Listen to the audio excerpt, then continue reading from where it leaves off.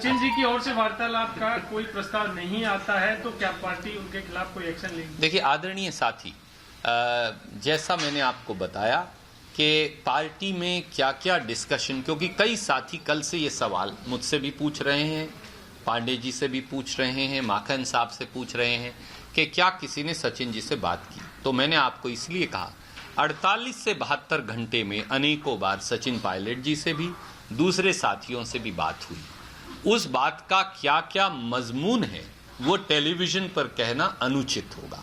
फिर भी एक बार सार्वजनिक तौर से हमें लगा कि आपने सवाल पूछे हैं, आपके साथ उतनी सूचना साझा करना और जनता के साथ हमारा कर्तव्य है, इसीलिए मैंने ये सार्वजनिक अपील की। सर, कल रात को आप लोगों ने कहा था कि समिति पत्र में 109 MLAs ने हमें सहमति दे दी है जी, कि हमारे साथ है। तो अभी तक और लोगों से भी क्या कुछ बातचीत हुई है MLAs या उन्होंने आप लोगों से बात? देखिए, मुख्यमंत्री जी की और दूसरे मंत्रीगणों की, विधायक गणों की, चीफ विप की, बहुत सारे विधायक साथियों से बात हुई है। कुछ रास्ते में हैं, कुछ आ रहे हैं, कुछ घंटे में पहुंच जाएंगे, कुछ 1.5 घंटे में पहुंच जाएंगे।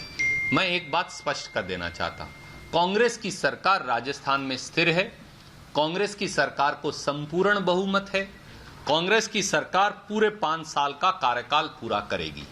भाजपा कितने भी षड्यंत्र करे, मोदी सरकार कितने भी प्रपंच रचे, भारतीय जनता पार्टी कितने भी हथकंडे अपनाए, ईडी, सीबीआई और इनकम टैक्स कितनी भी रेड करें, वो चुनी हुई सरकार को नहीं गिरा पाएंगे, क्योंकि यही राजस्थान की जनता का जनमत है। धन्यवाद। Thank you sir. ये तो बता दें, बर्तन खड़के क्यों? Thank you.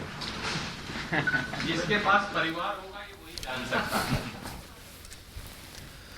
तो रणदीप सुरजेवाला अभी प्रेस कॉन्फ्रेंस करते हुए ये कह रहे थे कि हमारा ये कर्तव्य था कि हम स्थिति को स्पष्ट करें और आपके साथ ये सूचना साझा करें। अगर कोई वापस आना चाहता है तो आए, हम स्वागत करेंगे उसका। घर में लोगों का स्वागत हमेशा रहेगा। सुरजेवाला कांग्रेस की तरफ से ये बयान स्पष्ट करते हुए, और उन्होंने ये भी कहा कि जितने भी कांग्रेस के लोग हैं जो अभी संपर्क में नहीं हैं वो हमें संपर्क कर सकते हैं।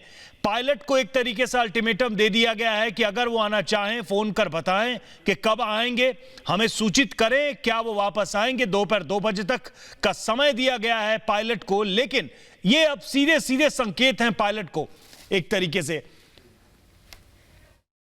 परंतु वैचारिक मतभेद पैदा होने से चुनी हुई अपनी ही पार्टी की सरकार को कमजोर करना या भारतीय जनता पार्टी को खरीद फरोख्त का मौका देना अनुचित है, गैर वाजिब है।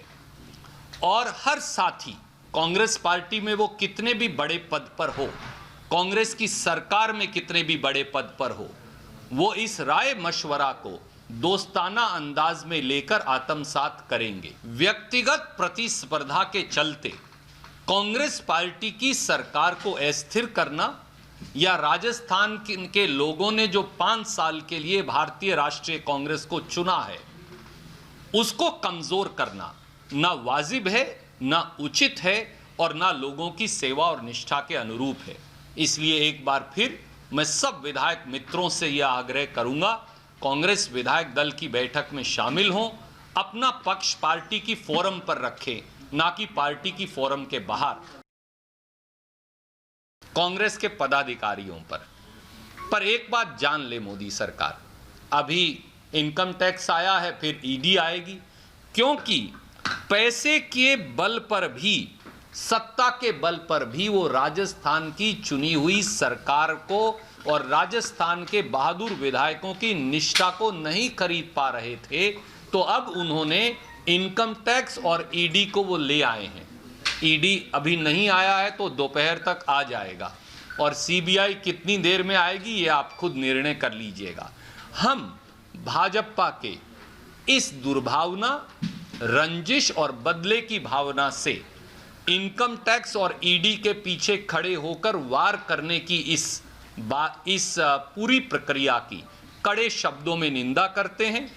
भाजपा लोकतंत्र को की मंडी में खरीदने की कितनी भी कोशिश करे, राजस्थान की बहादुर धरती, उनकी हर इस प्रकार के षड्यंत्र को विफल करने वाली है।